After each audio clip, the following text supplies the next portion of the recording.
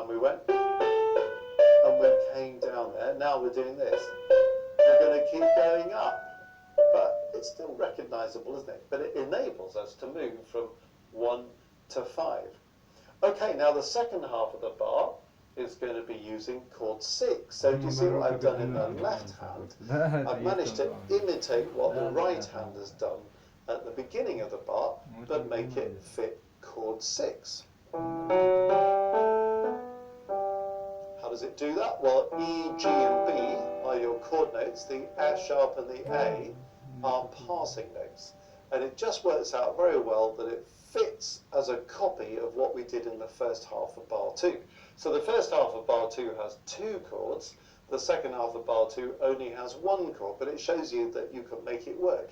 If it didn't quite work and you had to modify that in some way so that the right hand didn't transpose exactly to the left hand in the second bar, that's no big deal. It's absolutely fine. But you can see where we're going with this. So bars 1 and 2.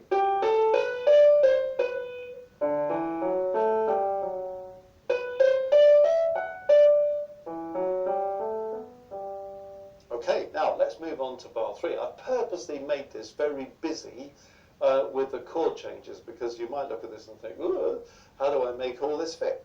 Well, I've had to modify what we've done so far, but nevertheless, I'll make it fit. So when you look at what I've done in the third bar, I've got this in the right hand. How does that fit? Well, A fits with the 2B, then the G is a passing note, F sharp fits with 5, and then I've got a passing note. This D belongs to the chord 5, then a passing note. Then we're going on to 1, so the left hand is imitating what I've just done, straight down the scale. The left hand is now going to start on G, so it fits chord 1, passing note. The E then belongs to 6, and then I've got passing notes going on to the 1B. Now, how does that work when I'm doing this? E belongs to 6, D is an unaccented passing note, C is an accented passing note, going on to B, that belongs to that 1B chord. So you can have an unaccented passing note followed by an accented passing note, that's absolutely fine. But it means that in bar 3, which is the most complicated to deal with because of the rapid chord change, I've now turned the original figure into a descending scale-like figure. And the left hand. Okay, we're almost home. In the last bar, we're going to go 2B, 5, 1, and then we need to bring the whole thing to a close. So in the right hand, I've gone for A, which belongs to 2. The G is a passing note, quite a good passing note as well, because it happens to turn the 2 into 2, 7. And then these notes belong to 5. F sharp, G, A, F sharp, so that's harmony, passing, harmony, harmony, and then I'm going to the tonic to take us back to chord 1 at the end. So hopefully the point I'm making is that you can work with a figure, but you can do it quite flexibly. In this case, I've managed to make it work strictly between the hands by transposing things to fit with the chords. Doesn't have to be as strict as that. But you see what I've got is an evolution of the original figure. So what we have in bar 1 is slightly altered in bar 2. It's slightly more distinctively altered in bar 3. And then we've got a bit of a mixture of things in bar 4. But it's using the same material. And in this case, we've got a common rhythm, haven't we? All of these sort of imitation points in the counterpoint are going plum, da, ta, ti, ta, ta, ta. It's always the same rhythm. So let's put the blue version together. This is version 2. We can now see how it fits the chord scheme. This is how it sounds so far. Still incomplete, but you'll see how this counterpoint construction works. And I'm just trying to show you a method of doing it, working from the chords. So we started with the red thing, which is the initial thing that we're going to use as the basis of our counterpoint. The blue version is, okay, how do we roll that out? So this is what we've got so far.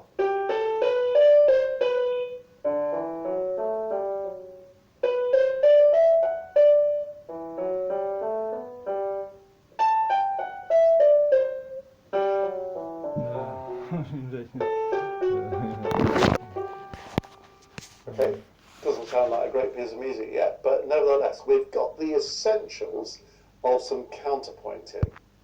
Now, what I do in the green version, which is version 3 of this, is then to say, now I've got all this sort of counterpoint in place, can I fill in the gaps? And also thinking that another aspect of writing counterpoint is that, whatever one hand is doing, maybe the other hand can do something that contrasts it. Could be the same rhythm, could run in thirds and sixths and all that kind of stuff that we know works, but maybe we can do something a bit different. So you'll notice what I'm trying to do here is when we're not playing the notes in blue from version 2, we're playing notes of different rhythms, so we get a contrasting rhythm. So you notice in the right hand of the first bar, in the second half, I've just filled out the harmony by using these notes. We're on chord 5, so A, D, that all belongs to chord 5, C is a passing note, and again happens to turn it into a 5/7. It harmonises well with the left hand, it sort of fills in enough of the harmony, so we're clear about that, and it's rhythmically independent. Having got quavers in the right hand of the first bar, I've then got quavers in the left hand at the beginning of the next bar. Is it an exact copy of what I did in the right hand of the first bar? No, but it's distinctively the same because in the right hand of the first bar, I had this rising octave. The left hand of the second bar, rising octave. Okay, the next two notes are different. Does that matter? Not at all. When I get to the second half of the second bar, I've got another independent rhythm in the right hand. This time a dotted crotchet going to a quaver. So it's fairly straightforward stuff. The G will complete this chord 6. The F sharp is a passing note at the end of the bar. So that's the hand of the first bar. In the second half, I've just filled out the harmony by using these notes. We're on chord 5. So, whatever one hand is doing, maybe the other hand can do something that contrasts it. Could be the same rhythm, could run in thirds and sixths and all that kind of stuff that we know works, but maybe we can do something a bit independent. So you'll notice what I've tried to do here is when we're not playing the notes in blue from version 2, we're playing notes of different rhythms. So we get a contrasting rhythm. So you notice in the right hand of the first bar, in the second half, I've just filled out the harmony by using these notes. We're on chord 5, so A, D, that all belongs to chord 5, C is a passing note, and again happens to turn it into a 5/7. It harmonises well with the left hand, it sort of fills in enough of the harmony, so we're clear about that, and it's rhythmically independent. Having got quavers in the right hand of the first bar, I've then got quavers in the left hand at the beginning of the next bar. Is it an exact copy of what I did in the right hand of the first bar? No, but it's distinctively the same because in the right hand of the first bar, I had this rising octave. The left hand of the second bar, rising octave. Okay, the next two notes are different. Does that matter? Not at all. When I get to the second half of the second bar, I've got another independent rhythm in the right hand. This time a dotted crotchet going to a quaver. So it's fairly straightforward stuff. The G will complete this chord 6. The F sharp is a passing note at the end of the bar. So that's fairly straightforward, isn't it?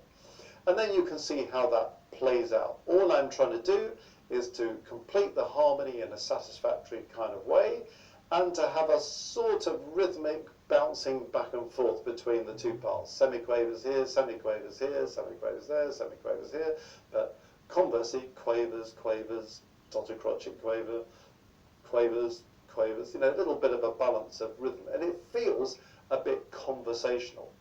Then the other thing I want to do is to think about voice leading a bit. So, for example, when we have the opening, you can kind of hear that wants to go on to A. It could go somewhere else. For example, if we wanted to go somewhere else, it wouldn't fit the chord, but it could do. We need to find a note that fits the chord. But sometimes you can just feel the voice leading. When you get to the end of one of these 6-note semiquaver things, you start thinking, I think I know where that wants to go. So the left hand in the first bar sort of logically leads you onto that G, and G is the root of chord 1, so that's a happy outcome, isn't it? So you see what we're trying to do? We started with the original idea in bar 1, fitting with the chords, in the red version. Then in the blue version, we tried to work out how that figure was going to be used throughout the 4 bars. And now in the green version, we're trying to fill in the gaps, but to keep this conversation between the hands going. Okay, so what do we end up with?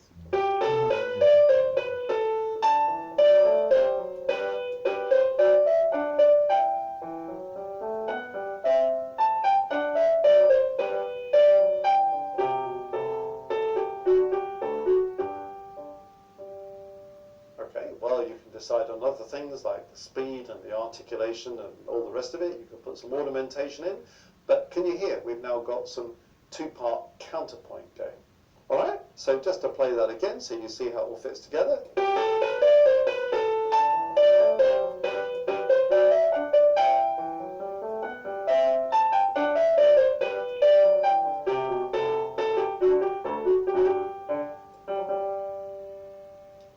So I hope that's useful in explaining a process of how you might construct counterpoint from a chord scheme.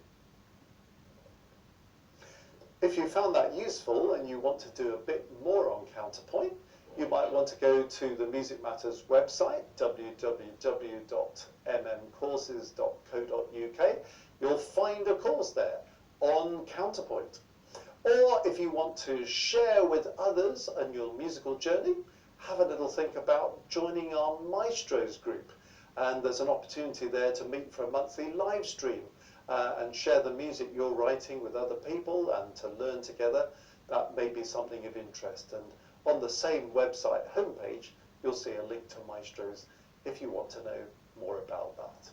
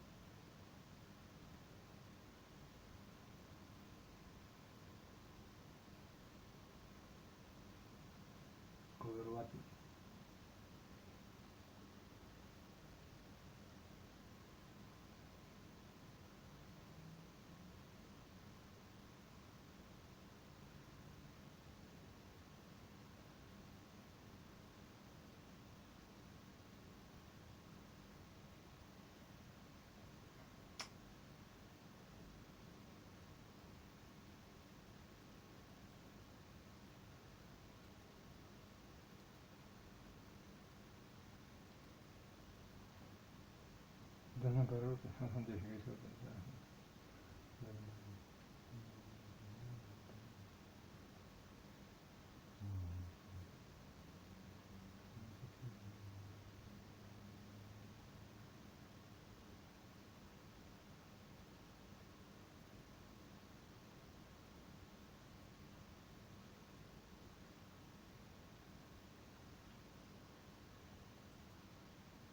ладно.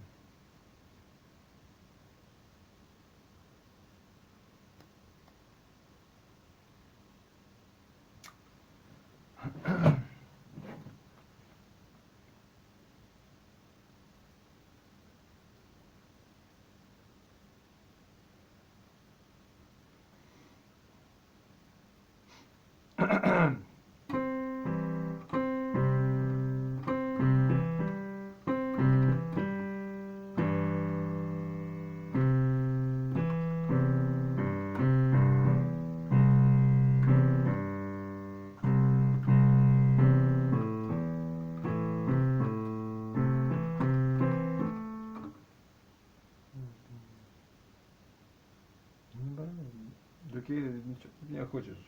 Я тебе еще раз говорю, что я играю, да. От балды просто, да. Плохо я играю, что тебе надо? Да.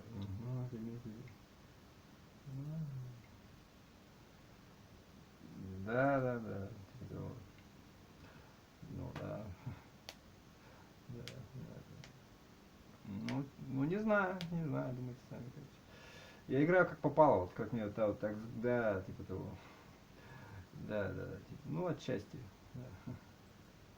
Да, типа того. Ну нормально как бы, да. А почему да? Я понял, да. Я просто вообще, да, я просто к чему говорю-то? Так вот я про это и говорю. Ну, наоборот, как на себе, ну вот о себе он так думает, да.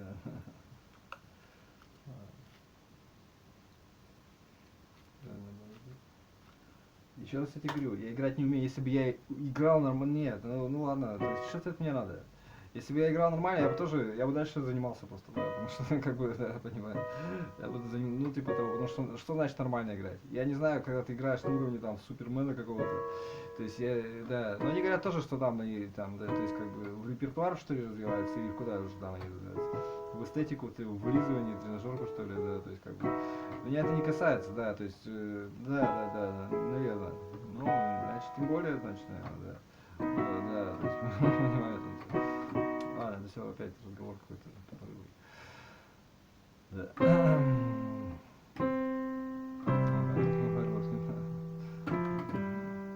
Наверное. Потому что неинтересно это. Да, мозолить одно и то же. Да, как они так удерживают? Я просто, понимаешь, как бы, да, ну, жрать надо, что-то, да. Работаю вроде как, наверное, да. Не знаю я. Наверное. Да.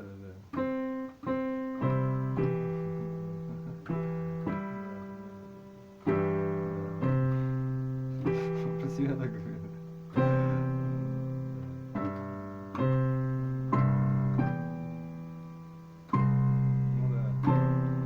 Ну да, типа того, да.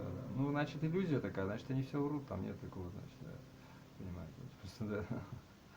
Да, что типа, да, понимаю, да. Ну, в определенной мере, в принципе, так, наверное, да. Хорошо, когда, то я тогда, когда, да, понимаю, да, ну, значит, наверное, а может и я, на себя он так говорит, просто, да. Наверное, ограничиться я, когда, зачем мне себя ограничивать, да, понимаете,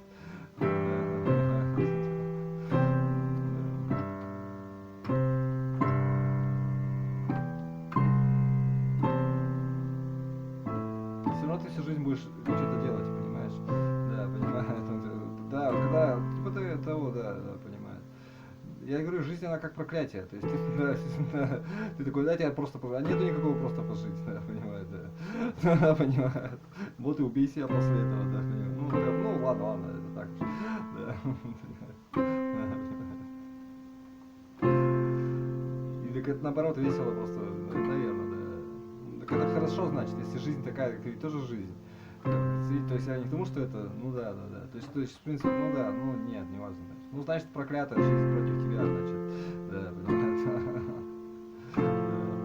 Ну да, наверное, да. Иди тогда спасайся куда-нибудь. Ладно, не касается. Не надо, все уже, нет, надоело, да. Все равно ты будешь всю жизнь что-то делать, понимаешь, да, потому что тебе надо что-то жрать, что-то срать, как бы, да, как говорится, да, то есть что-то, да. И общество тебя будет любить за то, что ты сделал, понимаешь, если ты мужчина, по крайней мере, тебе точно, даже женщины тебя будут ценить за это, да, и семья, и все остальное тоже, да, и не более того, да. А остальное тебе то, что природа дала, было чем делать, что называется, да. Это уже, ну да, я понимаю, да.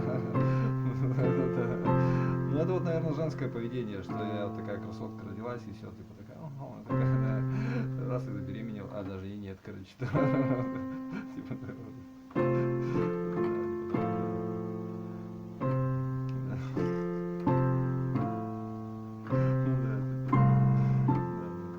ну и это тоже, да, жизнь их тоже наказывает по-своему.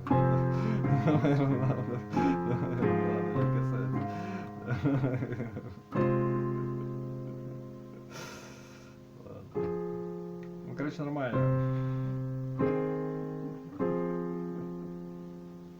Ну, наверное, все равно, то есть им тоже как-то надо жить, время-то как-то идет, все смущается, как говорится, да. Да, понимает. Да. Ну, наверное, да.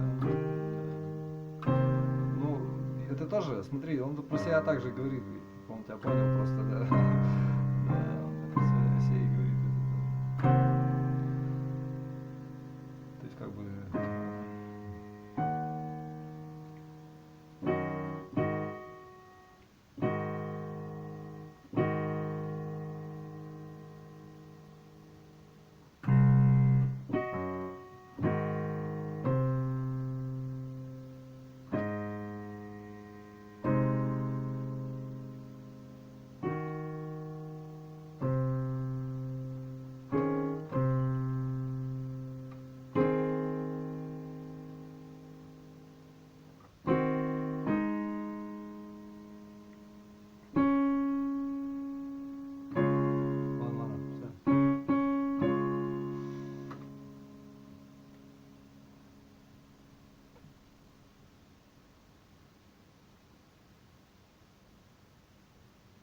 Все равно жизнь как бы, все равно ты каждый день будешь что-то делать, какое-то там. Никто никогда не вспомнит, что ты кушал, что ты не кушал.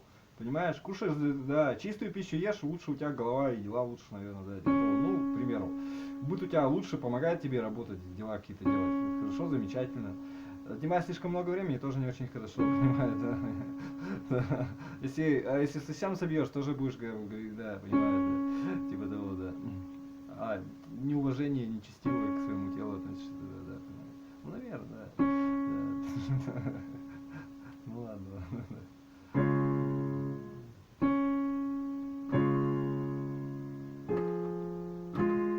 Ну, смотря как, что иметь в виду. Потому что если так, тогда надо вообще обжираться, тогда просто, наверное, да. Для чего? Пурполз, наверное, да. Ну да, по-своему просто. Да. Надо еще и не стариться, и не болеть при этом, понимаешь? Да. Ну, типа того, да. Понимаешь, да. Ну, как бы в нормальном состоянии находиться, как бы. Ну, наверное. Антистрессовым, типа того, да, понимаешь, да.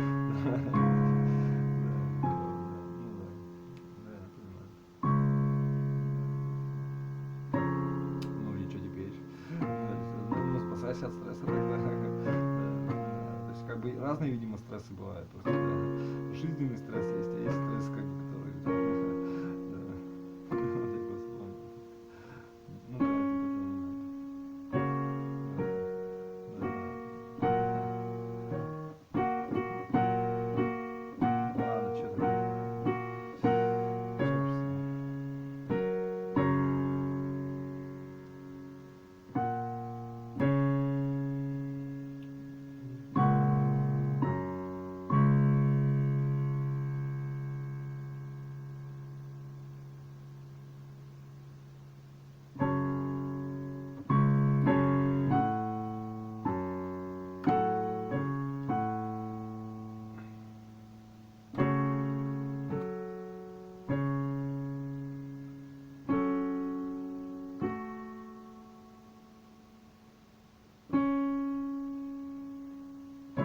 Ну, то есть, когда грузово себя там живешь, там, да, понимаешь, да, и можно там, да, понимаешь, да. Ну, наверное, просто какая-то, так жизнь-то хороша сама по себе, просто надо что-то еще и делать, понимаешь, да, какой-то, наверное, да. Наверное, да, понимаю, да. Ну да, дергание это животное, понимаешь, это уровень пройденный уже, как бы, да, мягкое стелит, типа, ну, понимаешь, короче, да, лишних движений тоже, ну да, понимаю, ну, короче, неважно, ну, мучайся, короче, понимаю, отдыхай тогда, мучайся, работать надо, да, чтобы интересно было, вот видишь, как бы у тебя подсказывают уже, что надо что-то делать, значит, наоборот, или наоборот, по накатанному идти, а тебе сам, это самое, да, ну, и жить просто так, и быть, да, понимаешь, а где мечта, да, и жить, да, человек, да, про себя и говорил, так, да, он тебя просто понял уже, да, вот, помучи себя, да.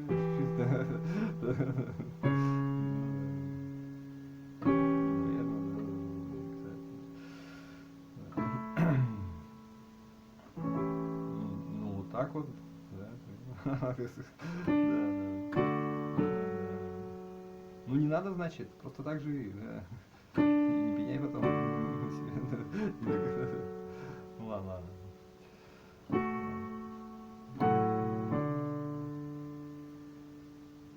На меня тогда пеняй или что там. Меня не касается это вообще. Да. Пеняй на себя потом, да, на меня, то есть.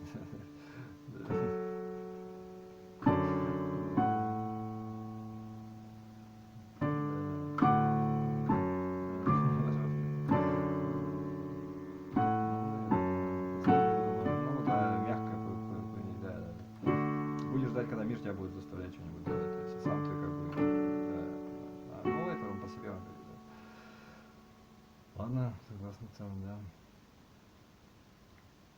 А зачем так?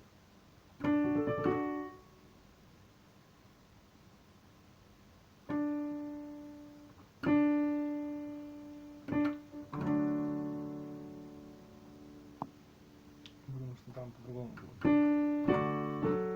Ну ладно, ладно, это ничего не угроза, я просто так, да, понимаю, то есть он должен.